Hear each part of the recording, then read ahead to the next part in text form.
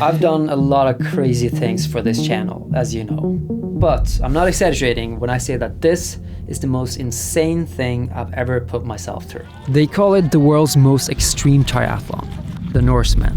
Almost 4 kilometers of freezing water, 180 kilometers of brutal mountain roads, and then a full marathon straight up a mountain.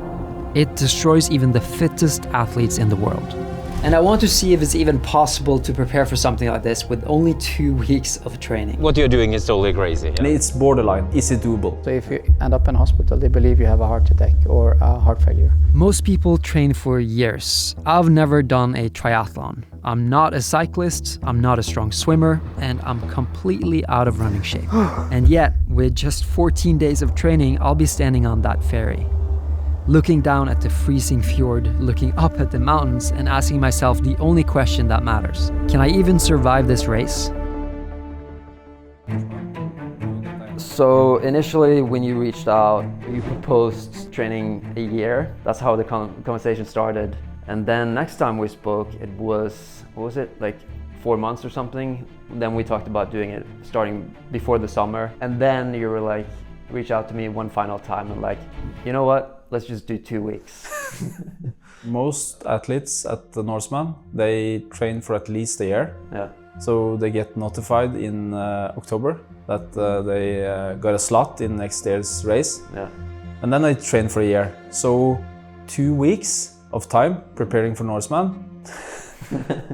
I would not say it's completely impossible, but I think it's very fair to state that it's very difficult. Yeah. And it's borderline. Is it doable? What are the distances again? You jump off from a ferry in a fjord in Norway, the Hardanger Fjord, in the darkness, into cold water, and then you swim 3.8 kilometers to Eidfjord, and then you jump on the bike for 180 kilometers.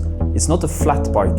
So this is comparable to a mountain stage in Tour de France with more than 3,000 vertical meters of climbing. And then after 180k of biking, then you put on your running shoes, and then you're going to do a full marathon. The first 25 kilometers of the marathon is fairly flat, but then you reach Zombie Hill. Yeah. The name comes from a reason.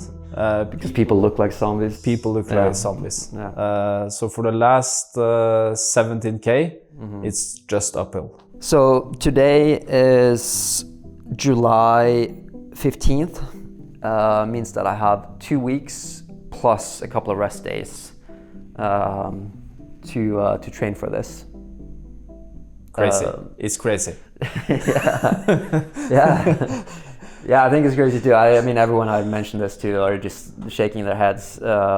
Someone even said that it might be dangerous without knowing like what you get into. You know the difference between the black finisher t-shirt and the white finisher t-shirt? Yeah, there's something about the black. If you get the black shirt, you finish on the mountain, and if the white, you finish on the flat, right? Yeah. So the 161st people to reach a certain cutoff point in the run course, they finish at the mountaintop. Yeah. I think based on 2 weeks, the only realistic for you is to aim for the white finisher t-shirt. Yeah. The black one is kind of, the level is so high. More than 6,300 people applied for a slot. 6,300 people. Yeah. So there's a large group of people that would take your start slot. So you need to give everything. To the finish line. Challenge accepted. Okay, cool. Yeah. See you in Eidfjord. Yeah, see you in Eidfjord. Yeah, there's a lot of work to be done before that time, but yeah. So I've gotten the training program that I'm going to do for the next 2 weeks. The thing is though, I can't do that much. The worst part would be overdoing it. Also, most of the people I've talked to don't think I can do it in 2 weeks. But I'm going to try to prove them wrong. I'm going to try to prove that it's all about your head and stubbornness and all that stuff. Yesterday I did cycling like 2 hours, and I actually went to a bike fitting a couple of days ago. So this bike is fitted perfectly for me. This bike is like more than 10,000 euros. So I'm not able to blame it on the gear this time. If I fail, it's on me. This is very different from a normal bike. I actually used to take my bike from school into my house every day in the summer. So I've done a lot of biking as a kid, but this is just like totally different with the shoes and with the position and everything. So now the bike should be perfectly fitted for me, and I guess it's only up to me now. It's crazy the difference, like cycling on something like that compared to a normal bike. It's just, yeah, it's insane. So today I'm doing swimming. Yeah, it's only 30 minutes actually of swimming in the fjord. God, it's hot today. It's like 32 degrees Celsius. And I have my second Norseman session. I'm gonna be working on my swimming today. This is what I'm worst at, I think. So what I've learned from the training so far is that I used to be a terrible swimmer. When I showed the footage of me swimming earlier with Kristian Blumenfeldt to my swimming coach, he got pretty worried that we wouldn't have enough time. I had no technique at all. I was not floating in the water, I was working against it. And with that technique, I would have been nowhere close to the cutoff time of 2 hours and 15 minutes. But now, as I'm getting coached and learning the proper technique, I'm seeing real progress. But I also know that all the other athletes are training hard. Or actually, at this point, they're probably already resting, but they have trained pretty hard. The important part here is just to swim with good technique. It should feel effortless.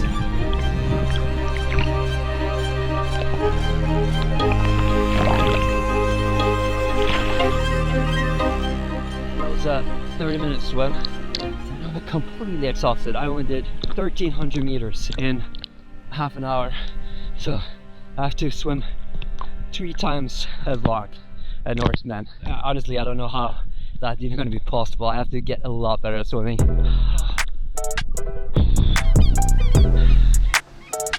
We're gonna measure my VO2 max. This is what everyone dreads. I'm probably gonna faint, puke, I don't know what. But this is just sort of to get a feel for where I am. And this test tells you how much oxygen the body can absorb. I was told not to eat before this. Because, yeah, but we do have a garbage can over there. Okay, so. if I have to go. Yeah. 3, 2, 1, der går vi opp. 1 kilometer i timen. 5 sekunder til økning. 3, 2, 1, der går vi opp. 15 sekunder til økning, regner med det går fint. Herlig. Det er nå det sitter i huet, kom igjen. Bare bestemme seg. Kom igjen! Litt til! Litt til! Vi er inne på de siste 10 sekundene nå, det må du ha i deg. Kom igjen, da får vi straks den siste målingen der. Litt til, Magnus. Da er det 5 sekunder. Pusher litt til. Skal vi se, der har vi målingen. Da kan du hoppe av. Bra. Herlig.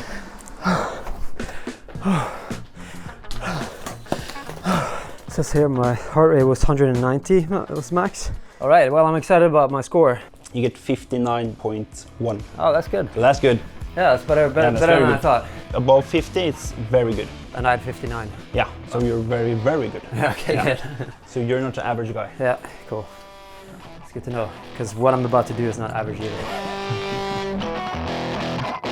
Okay, so I've started training and things are feeling good, especially after the VO2 max. I feel like I have some confidence. I know that at least I'm not like in terrible shape, but I'm still a little bit worried that maybe this could be dangerous. So I wanted to check with a doctor. Your blood values when you finish this race is the same as a person that has a heart attack.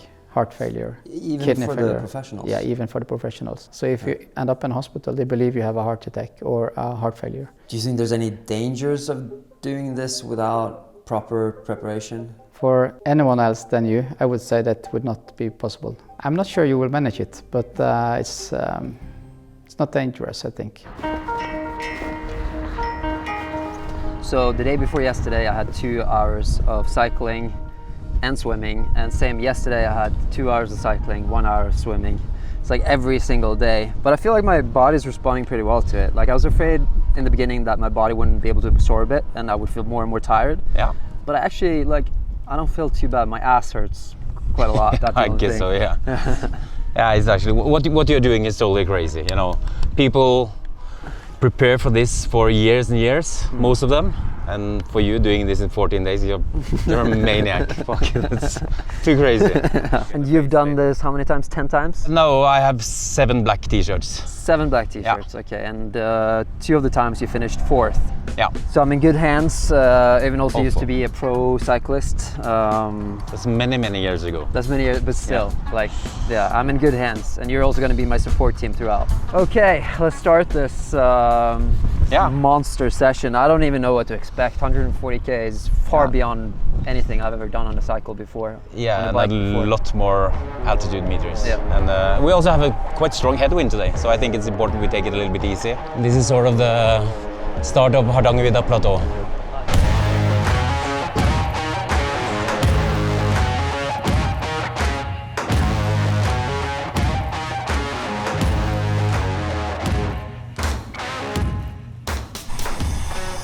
I have to take a piss.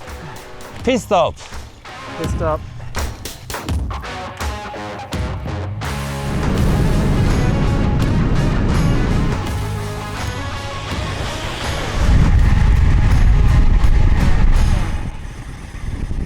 So far, I was actually quite impressed with him on the bike. For being a novice on the bike, he's handling the bike well. The only thing I'm concerned about is his stamina. You know, after 90, 100 kilometers starting these climbs now, how he'll react to that. My job is to motivate Magnus, and my job is to make him believe that he can do this. But I'm actually not sure. It's a really short time to prepare for Norseman.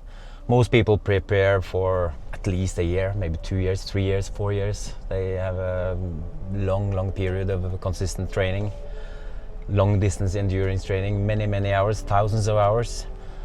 And Magnus has now decided to do it in 14 days. It's madness. It's he's crazy to do it. But of course he has a good physique. He's strong. He's used to having some pain and stuff. But still, it's I'm not sure what to think. So now we're at 104 kilometers. So we still have another 40 to go or something. Yeah, I guess about 40 kilometers from here to transition 2, where you actually today will swap to running shoes and do some running as well. Yeah. To test this. Because the transition is important, right? Yeah. I think this was a perfect experience for you today. Yeah. But now I'm just gonna go straight into the run. Run, Forrest, run. It's a very weird sensation to run right now. The main thing is that I didn't eat enough during the bike ride. I feel like all my reserves are empty now. I'm actually a little bit impressed. He's running. He's not walking. It doesn't look like Kip Keter or anything, but he's running and he's actually at a quite good pace. Good job, Magnus! Fuck, that was an impressive run. Thank you. 3 kilometer time was 13:35. I don't know whether to feel discouraged or optimistic about it. I have like mixed feelings. Yeah, I can understand. Beginning, I was like, oh, this is easy. The first 70k, super easy, fine. And then the last hill really hit me. That's why people train for this, you know. Yeah, unlike me, man. Yeah, no, I get that. All right, so today I'm gonna learn to swim from the best. You've already competed how many times? I have 3 times. 3 times? Once. Once. I have won 7th place and 2 second place finishes. So this year I hope to step up. And swimming is like your specialty, both of you? My specialty. Yeah. Your specialty? Yeah. Right. So okay. I was first out of the water last year. You already commented on my wetsuit being a little bit too big. Yeah. I thought it was too small. I'm excited to learn. Every practice I can get, I'm very thankful for. And especially learning from the best. For you, I think it's about being comfortable around people and using as little energy as possible. Being comfortable around people, that's not my thing. In water in 14 degrees. You know wetsuit. These guys are so fast. It's like trying to keep up with them. It's too fast for me. It's like I need to go at a slower pace. They just get completely gassed. Good job. Yeah, thanks. Thanks for teaching me. Oh, it's been a long day though. 4 hours of cycling. And now like an hour and a half or something of swimming. It reminds me of like when I competed as a climber, you know, like full days of training and just like listening to your body and trying to feed it right and sleep right and everything. It's been a really cool experience so far. And it's just about to get a whole lot cooler too. Okay, so that is pretty much it. The training program is officially done. The 2 weeks of intense training. I feel like I've gotten better at swimming and cycling, but I still wish I had like at least a few more weeks to prepare for this. But there's nothing I can do about that now, so we'll just have to see how it goes. So there is 11.5 hours until I have to get up. 15 hours until we start the race. 5 a.m. I'm a little bit nervous, but also just excited to get, like more excited than I thought I would be. It's just crazy to think like in a few hours from now, I'm gonna be completely wasted. I'm gonna hate my life and I'm gonna regret doing all of this probably. I think this is gonna be so much harder than I picture it to be. This is just the last thing I'm gonna do before going to bed. Putting on the tattoos. You only have one chance at doing this, right? What? It's the wrong way. No way. Well, I can see it this way. I'm just gonna keep it. Rookie mistake. I'm just gonna go chill in my bed and probably not sleep that much, but it's just good to just rest at least, I think. I'll see you guys tomorrow.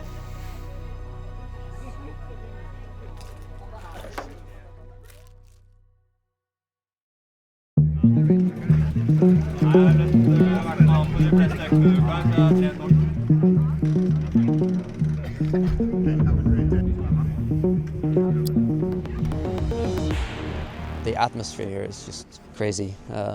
Everyone's like so focused and locked in, and it means a lot to a lot of people, and for me too actually. I mean, it means way more than I thought it would a couple of weeks ago.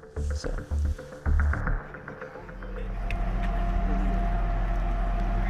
The ferry leaves in 13 minutes, and they've said that if you're not on the ferry, they're gonna leave.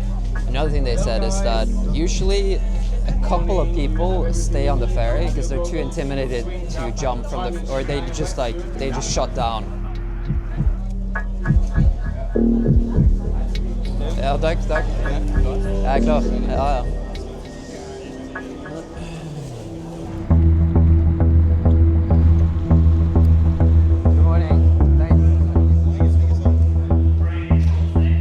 Almost feels a little bit like emotional that the day is here, because I feel like I've been dreading this day for so long, but I can't imagine how the other people must feel, you know? There are people here who've trained for years. Yeah, now I just want to get in the water and get started. I feel really tired, but I think as soon as I get started, it's gonna feel all right.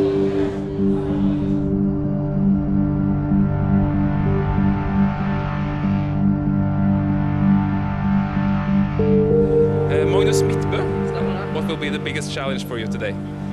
Pacing myself, you know, not going too hard. I think that is the challenge. Magnus Midtbø, best of luck to you. Stay safe and try to savor the experience and enjoy. Thank you.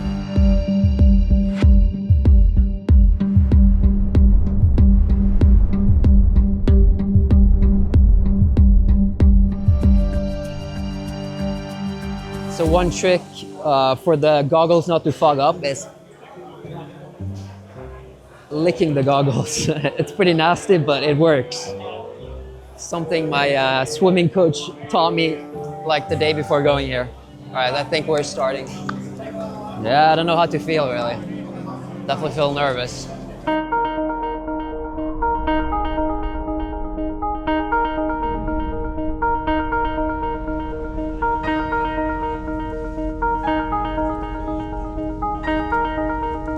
So I actually can't remember the last time I was this nervous. I must have had like 190 heart rate when jumping off that ship. The water was so cold and there were so many people swimming around and we hadn't even started yet. And the thing was, you had to be a little bit tactical about when you jumped off the ferry. Some people jumped as soon as they said you could jump, but then you had to wait in the water for like half an hour. But if you waited too long on the boat, then it would drift further and further away from the starting line.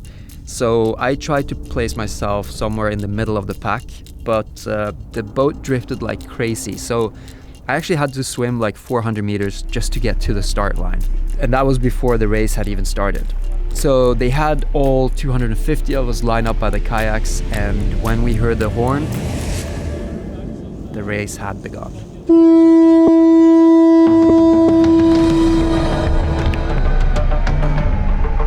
The start was super messy, elbows flying everywhere, people kicking each other, and total chaos for the first like 100 meters. And the water was pretty cold and there were so many people, but I just kept repeating to myself, don't swim too fast, because that's what my coach had told me. You know that you usually drift a bit to the right, so try to compensate by going a little bit more to the left. And also try not to swallow too much water. And after a while, I managed to like slow my breathing and just focus on the technique. And yeah, the weather was crazy during the swim. The fog laid over the mountains like a blanket as the sun was slowly rising. And it was so beautiful, even though I had my face down in the water and couldn't really see much. 2 kilometers into the swim, there were small groups everywhere, and I tried to draft behind some of the guys in front of me because you save a lot of power by drafting. But as soon as I saw the changing area, I felt like I had another gear in me.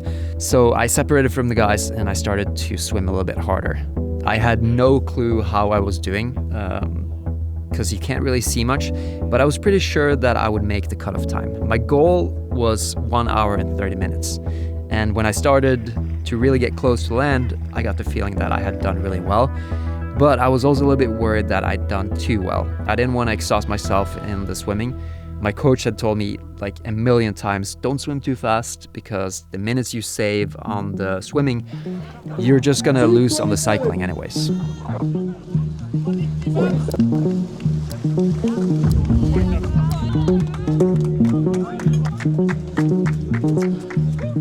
Excellent swim, Magnus. You actually did it in 1:17 about. Oh, that's good. That's super good. So just tired, calm down now. Yeah. Just don't stress. I just hope I didn't exhaust myself, but I feel good. So now I'm just gonna cycle like a grandma for the first part. Take it really easy. Start drinking, eating.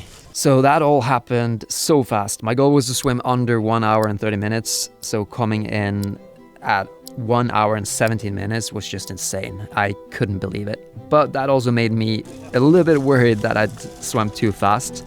The plan was to take it a bit more easy so that my legs wouldn't be completely wasted for the biking. So I was kind of afraid when I started cycling, not knowing how my body would react. Oh, it feels nice to be on the bike. I'm just gonna go really easy. It's important to remember that this is a 7-hour bike ride. I'm just gonna go really easy in the beginning. I'll let people pass. Don't worry about it. I'm not gonna eat yet. I'm gonna wait for the uphill to start and then I'm gonna start eating. So the bike leg started off with a couple of flat kilometers and then it goes into a pretty long and steep climb. And there I was starting to realize that this was only the beginning. The race had barely just started. I had already completed a 3.8k swim, but the bike course is 180 kilometers long. People were starting to pass me and honestly I was feeling pretty out of energy.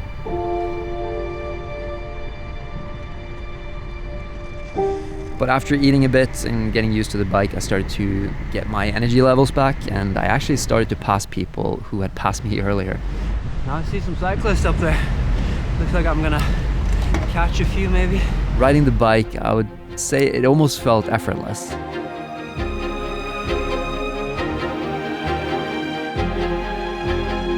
My bike feels amazing, my legs also feel light and strong. I'm like in the flow and I'm passing a lot of people.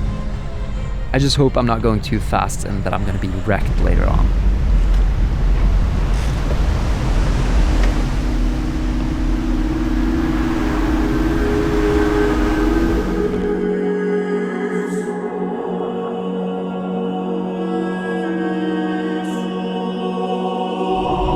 And one thing about this race is that you're not allowed to draft, so you're not allowed to be behind someone and save energy, and that is because it would be dangerous.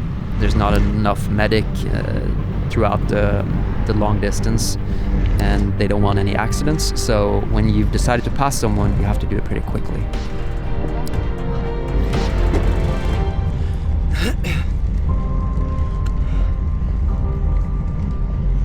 So in this, I have gel. I thought I was gonna eat more like candy and stuff, but chewing is really difficult. And also my stomach feels a bit weird. So I think it's just better with fluids. I'm also gonna get Coke when I can get it from the car, and also Red Bull with sugar. Some hooligans here. That's cool. Takk, takk. Kom igjen nå! Dette er vi har trent på! Plukker vi rygger herifra! Ser ut som en million! Kom igjen, Magnus! Du ser jævlig sterk ut! I'm kind of surprised at how the positions are changing during this race. Like, I'm constantly passing people, gaining better positions, but then someone out of nowhere just flies past me. And even though there are still many hours left, I can't help but thinking that being top 100 could be within reach if I can just finish strong. We just entered the first support zone. This is the first place we can give Magnus support after 20 kilometers on the bike leg. He just passed the timing point down the road there at Vøringsfossen. He is currently number 105. That's very, very good. His aim is to get the black t-shirt, and that means he has to be among the 160 first ones, and now he's 105. That's super nice. 150 plass så langt, veldig bra. The support I'm giving through the race is super important. I'm giving water, electrolytes, salts, Red Bull, candy, chocolates, gels, everything. And in the beginning I was quite hungry, so it was super nice whenever I got refills, but I'm starting to feel sick from all the food and sugar. But I just have to suck it up because I know that eating now is gonna help me a lot later on in the race. The nature here is just spectacular, and I've really fallen in love with cycling, like cruising at 60-70 kilometers an hour, sun in your face and wind in your back, looking at all the beautiful Norwegian nature. It's just wild.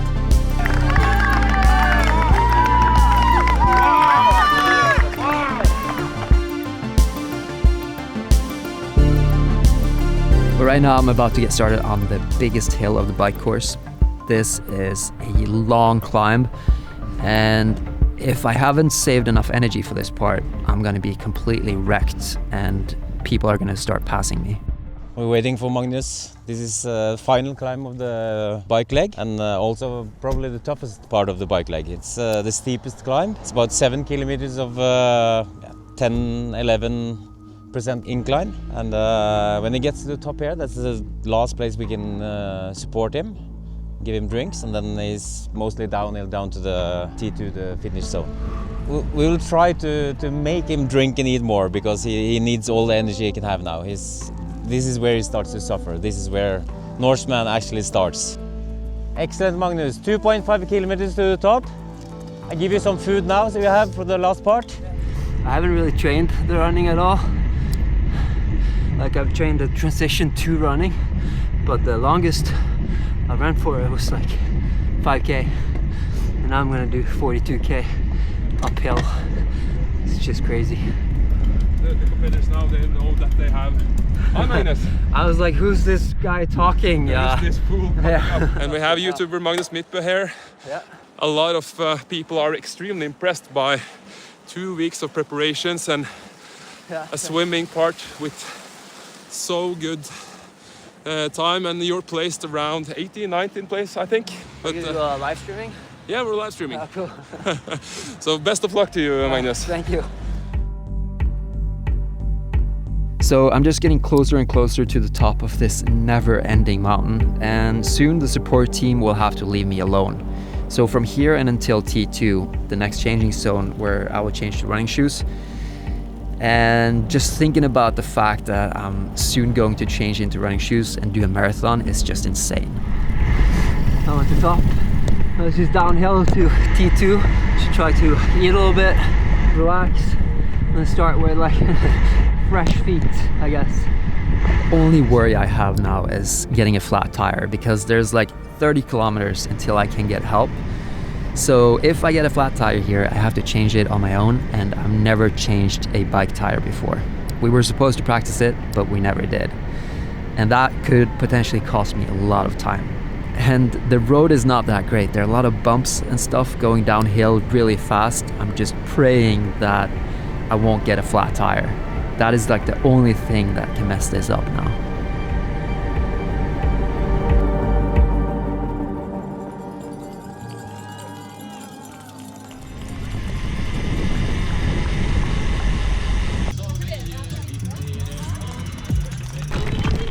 Super good.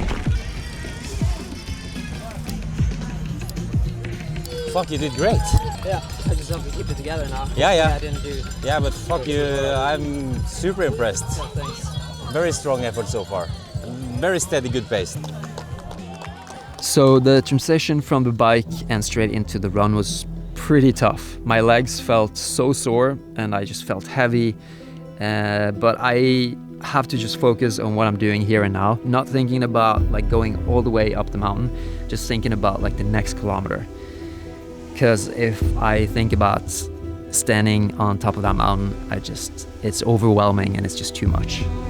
I've also passed a lot of people. I'm slowly working my way up. Now I'm at 76th place, which is just insane.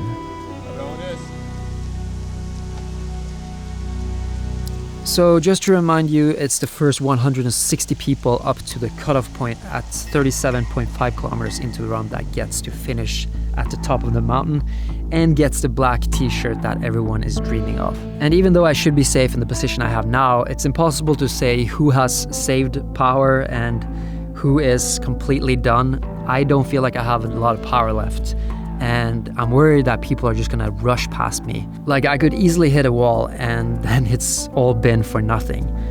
If I only take a few minutes of rest, I'm sure I'm gonna lose so many places. But getting to wear that black shirt would be so cool. And right now I'm thinking I might have a shot at coming in at one of the 81st, but we'll just have to wait and see. Like anything can happen because if I have to stop, then people are gonna fly by me. You are now in 75th place. Really good pace. Just keep it calm and nice. We're just trying to keep Magnus cool with some sponges with cold water, and try to keep him running. He's running really well. He came into T2 as around number 80, and he actually passed a few guys in the run as well. So now he's 74, I think. He's doing way better than I thought. I'm actually really impressed. He's running well. He seems to be in good energy still. And yeah, when Magnus passes here now, he has covered about 14 kilometers.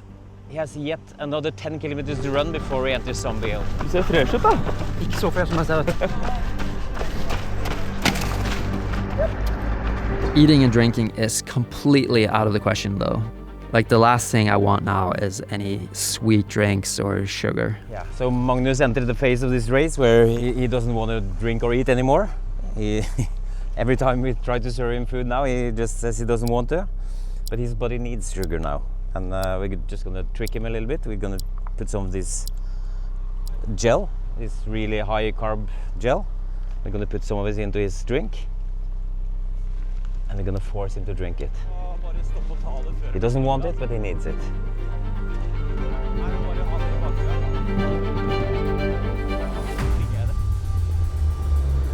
My body is just getting worse and worse, and when I turn a corner and I can see the mountain behind the fog, usually seeing the finish line is motivating, but in this case it just seems so far away, and I also know that Zombie Hill is next.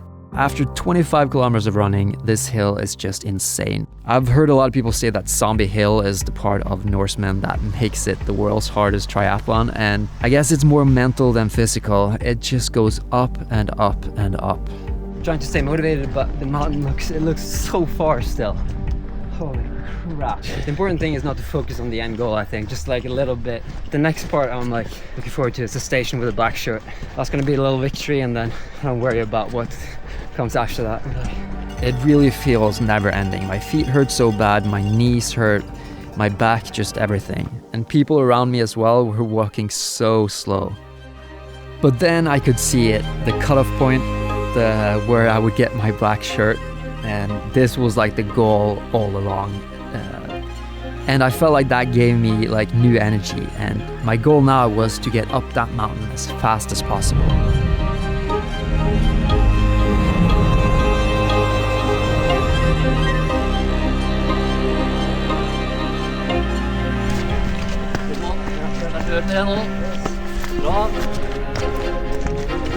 And I actually started passing a lot of people. I went past 1, then 2, then 3. And then I started to hear through the fog like shouting and music, people. And that's when I knew the finish line must be near.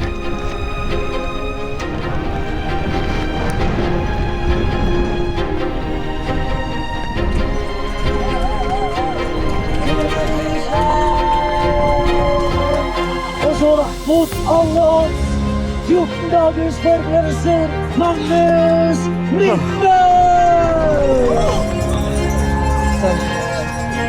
Fantastic finish, he started hard, but boy did he finish It's kind of like an empty feeling. 37 minutes and 7 seconds. It's, yeah.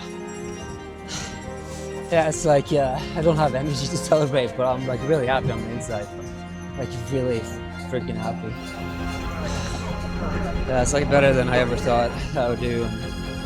I don't know, probably the hardest thing I've ever done. Woo!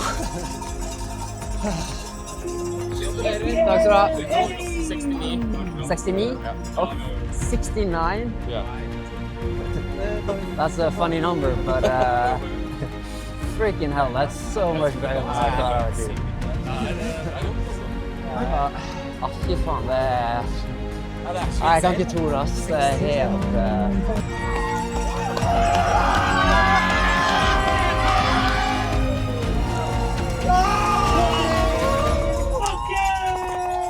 Like my dream was 14 hours. It's yeah, it's a weird feeling. Like I don't know. I thought I would celebrate more, but it's more like it's like almost emotional. You know, like the support and like I don't know. I haven't prepared for anything this hard, even though it's only been 2 weeks. I feel like I worked really hard. Like I've trained 4 or 5 hours every single day, and it's like it's been so nice to have a goal to work towards. It's honestly, like, it's gonna feel empty now going back to not having this as like a goal. I don't know, I'm just super, like I can't put it to words, and it's, yeah. It's just like people cheering and everything. I think the reason why it's emotional is because you're so drained for energy, and it just feels so powerful in a way.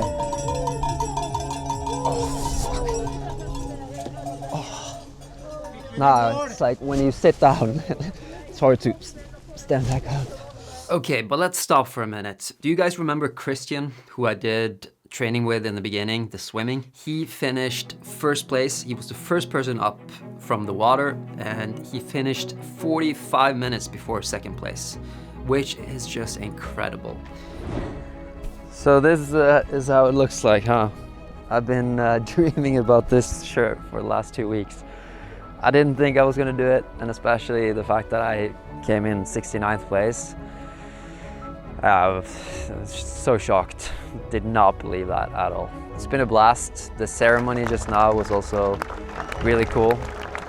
And now that I'm doing these challenges, if there are any other challenges you want me to attempt, please comment below.